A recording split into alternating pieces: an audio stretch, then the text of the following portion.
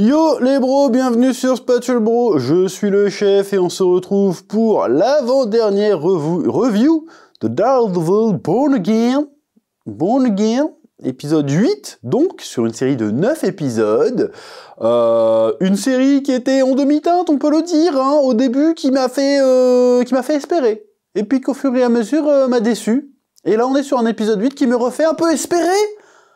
Mais j'ai envie de dire trop tard, en fait, trop tard. Oui, l'épisode 8 était mieux que la moyenne des autres épisodes qu'on a eu jusqu'à présent, mais pourquoi? En fait, la série, elle arrive à nous émouvoir et à nous toucher que quand on fait appel à nos souvenirs de Netflix, c'est ça le problème. T'as l'impression qu'avec l'épisode 8, tous les épisodes qu'il y a eu avant, ils n'ont pas eu lieu, en fait. C'est très bizarre. Donc là, on revoit Boulay. On revoit une confrontation avec Fisk. Voilà, le plot de base qui nous intéressait, c'est pourquoi Foggy est mort, revient sur le devant de la scène. Il était temps, j'ai envie de te dire. Voilà. Bon, j'ai l'impression qu'on est en train d'évacuer les plots un peu relous, notamment la nouvelle gonzesse de Matt Murdock. On s'en fout de cette connasse. Non mais faut le dire, on s'en fout. Fallait que Muse la tue, en fait. Non, je déconne, j'exagère. Mais on s'en fout d'elle. En plus, elle est chiante. Elle fait genre, non, il fait, Daredevil t'a sauvé. Il fait, non, je me suis sauvé toute seule. Mais quelle ingratitude. Quelle indignité. Juste avant, elle était en train de chialer comme une chienne avant que Daredevil arrive par la fenêtre. Elle est en train de, non, pitié, tu vois. Bon. Et là, t'as fait, non, je me suis sauvé toute seule parce que j'ai attrapé le flingue et je l'ai tué. En plus, elle est relou. Le gars, il parle d'un truc, il a fait, je l'ai tué, Matt. Ouais, c'est bon, c'était il y a une semaine, passe à autre chose, meuf, c'est bon, quoi. Merde. En plus, elle est psychologue, c'est bon, faire un truc. Non, bon, bref. Elle me casse les couilles. En plus, maman, elle devient pro Wilson Fisk. C'est ça qui est bizarre. Genre, oh, il a raison, Fisk, finalement. Mais attends, mais tu as bien vu qu'il avait menti. Il a dit que c'était ces hommes qui t'avaient sauvé, alors que non. Et tu fais, non, mais il a raison quand même. Ouais, il sert de mon histoire pour gagner des voix, mais vas-y, c'est pas grave. C'est ça que j'ai pas compris, là, le revirement de la meuf. C'est très très bizarre. Parce qu'en fait, en même temps, la meuf, elle est psychothérapeute, si tu veux. Donc elle est censée aider les gens à aller mieux. Et en fait, il y a un de ses patients qui devient taré, et en fait, ouais, il faut les buter, en fait. Comme ça. Hop, c'est bon, en fait. Non, mais il a raison. Il faut les buter, tous ces bâtards. Ils sont trop dangereux, ça sert à rien. Je sers plus à rien, en fait. Viens, on les bute. C'est bizarre. Bon, j'exagère un peu. C'est pas le propos exact, mais c'est plus ou moins ça. Je veux dire, bon... Et du coup, elle se dispute avec Matt. Et Matt, il a le démon parce que Fisk s'attribue les mérites d'avoir chopé Muse. Qu'est-ce que ça peut foutre? Ça, j'ai pas compris non plus. Et du coup, il est en colère parce qu'il fait... Ouais, il pète un câble, en fait. Il fait voir. Ouais, de toute façon, en fait, finalement, ce qu'on fait en tant qu'avocat, ça sert à rien. On fait que entretenir le système. Finalement c'est tout ça on fait que entretenir le chaos, on change rien, White Tiger s'est buté quand même, j'ai un client qui va en prison parce qu'il a volé du popcorn, ça sert à rien. Voilà, donc vas-y, Fisk qui devient maire de New York alors que c'est un truand, vas-y, laisse tomber. Donc il perd un petit peu espoir, et dans le même temps, il y a Poindexter qui le fait appeler en prison parce que là, du coup, Fisk use de son influence pour le faire sortir du quartier sécurisé VIP et le mêler avec les criminels de base, sachant que c'est un ancien flic. Espérance de vie, pas ouf, surtout qu'il est attaché, il peut même pas se défendre, c'est dangereux. Pour sa gueule, quelque part, il a bien mérité. Bon. Et il demande à voir Matt Murdock. Alors pourquoi Matt Murdock exactement? Est-ce qu'il sait que c'est lui Daredevil ou pas? Dans mon souvenir, il est pas au courant que c'est lui Daredevil. Mais bon, peut-être. Et il fait, vas-y, aidez-moi, plaidez ma cause. Et il lui dit une phrase qui est plutôt intéressante. Fait, c'est ce que font les hommes bien. Ils protègent même leur pire ennemi. Foreshadowing de génie, parce qu'à la fin, Matt Murdock se prend une bastos pour sauver Fisk. Ce qui sort un peu de nulle part, je trouve aussi. Mais bon, je comprends l'intention, je comprends l'idée. C'est que Matt Murdock, bon, il aime pas Fisk, mais vas-y, il le sauve quand même, parce que je reste quand même avant tout un héros. D'accord. Et donc, Matt Murdock, il vient, mais il dit rien de bien pertinent. Et puis, il pète un câble et il expose la gueule du gars sur la table. Ce qui permet au mec de s'arracher un chicot, ça c'est un truc tiré du comics, et de cracher son chicot dans la gueule d'un flic et de s'échapper avec une paire de ciseaux en 2 secondes.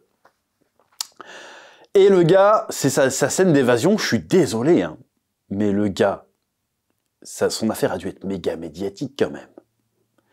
Et le gars, il se dit juste en flic, il cache pas sa gueule, il rentre dans un fourgon de gardien de prison, personne le reconnaît, il sort tranquille, et le premier truc qu'il va faire, c'est aller buter Fisk.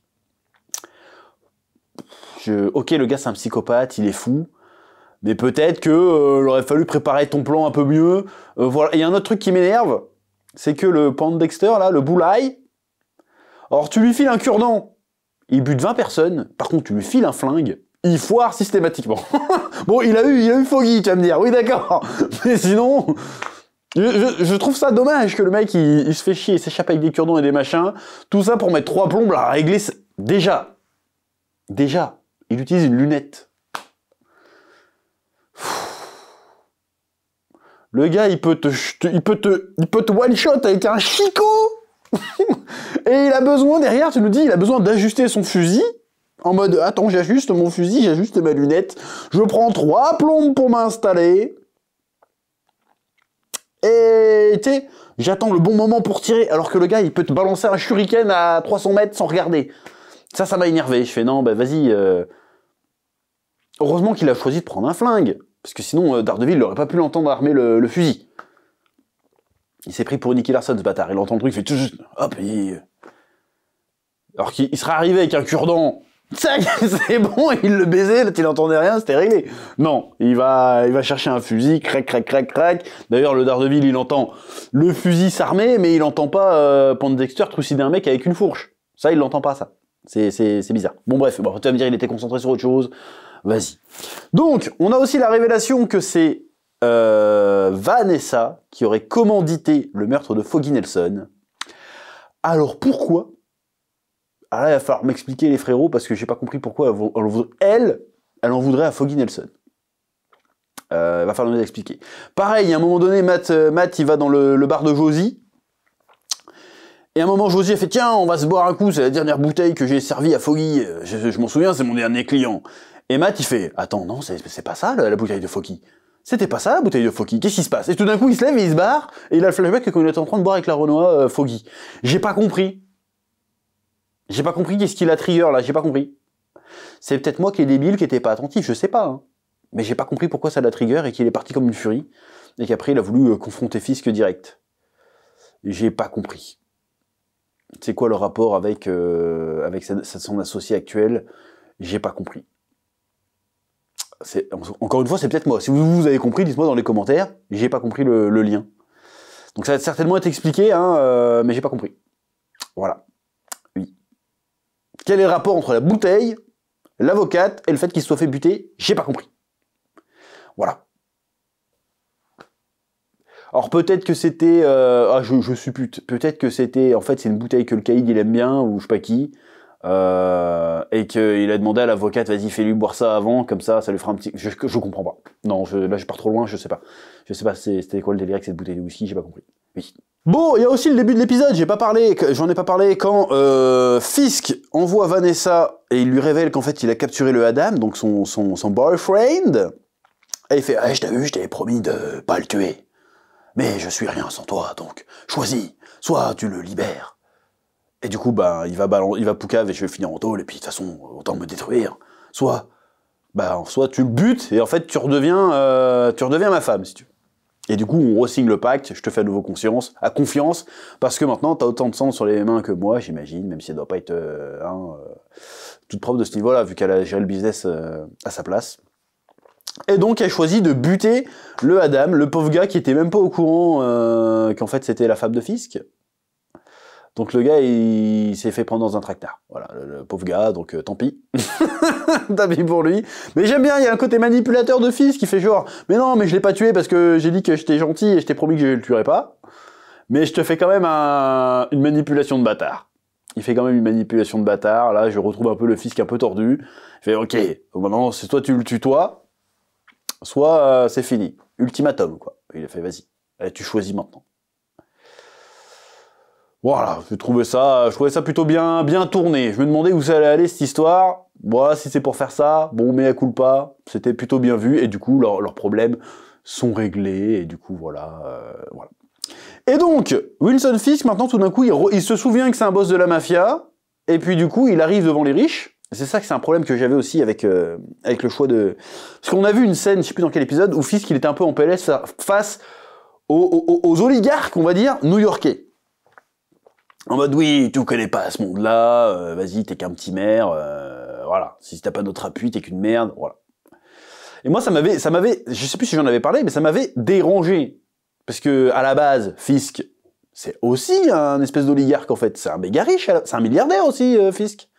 Ok, il y avait la pègre et tout, mais il avait quand même des sociétés légales pour couvrir ses magouilles.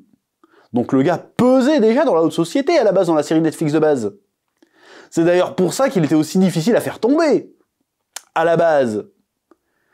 Et là, on dit non, il est pas de ce monde-là. Je fais, ben si, il est carrément de ce monde-là. C'est d'ailleurs ce qui fait sa puissance, c'est qu'il était à la fois dans la haute société et à la fois dans la pègre. Et là, tout d'un coup, non, il était plus que dans la pègre. C'est bizarre. Je trouve ça chelou. Bon, et là, il se souvient qu'en fait, c'est un boss de la mafia, donc on comprend qu'il y a une meuf qui lui avait mal parlé, en fait, il a kidnappé son fils en mode tu vas faire ce que je te dis, sale pute, sinon tu vas plus voir ton Arthur, là, hein. Il va voir Swordman, il fait, en fait, tu serais pas Swordman, toi? Bon, tu vas me donner de l'oseille pour mon projet de port, sinon je te poucave, et direction la prison, donc il fait chanter les gens, il se souvient de qui il est. Mais j'ai l'impression qu'en fait, c'est débile, parce que dans le monde politique et de la haute société, alors c'est peut-être pas aussi frontal, en mode j'ai kidnappé ton gosse donc fais ce que je te dis, mais il y a quand même du côté chantage où on a des dossiers, tu vois. Donc je comprends pas pourquoi il a pas commencé par là en fait. Je comprends pas. Je trouve ça un peu bizarre. Bon, tu sens que la série est un peu bâtarde, hein, de toute façon, depuis le début. Tu sens qu'ils ont essayé de garder le maximum de ce qu'ils avaient pu, de ce qu'ils ont pu de l'ancienne version. Ce qui a donné les plots bizarres avec Muse et la nouvelle meuf de Matt Murdock, dont on s'en bat les couilles. Et que là, il se rattrape sur la fin, viens, on va remettre du boulaï. Et il va sauver Fisk. Et puis après, dernier épisode, on va le faire la bagarre avec Punisher contre les méchants de Fisk. Voilà. Donc je trouve que la série démarre tard, en fait. Elle démarre à l'avant-dernier épisode. Je trouve ça franchement dommage. Franchement, on aurait eu toute la saison sous ce ton-là. J'aurais fait, ouais, banger. Là, je suis un petit peu déçu. Donc, on va attendre la deuxième saison, en vrai. Hein. La deuxième saison, vu que ça sera vraiment la nouvelle équipe créative dessus, qui sont, si j'ai bien compris, les anciens de la série Netflix, qui seront à fond dessus. Ça sera très certainement beaucoup mieux. En tout cas, je l'espère. Bref, donc un épisode bien mieux, sur la bonne voie, mais trop tard, j'ai envie de te dire. Là, va vraiment falloir que le dernier épisode, ça soit une masterclass hein, pour rattraper toute la saison. Hein. Voilà, parce que globalement, je reste quand même déçu. Voilà. C'est à peu près tout ce que j'avais à dire sur Daredevil Born Again, épisode 8. Sachant que c'est le review qui bide le plus. Hein. Mais je le finis quand même. Tu vois comment je suis dévoué, parce que la passion me guide. Je vous laisse ce soir de me dire ce que vous en avez pensé en commentaire, et je vous dis à bientôt sur Spatule Bro pour de nouvelles vidéos.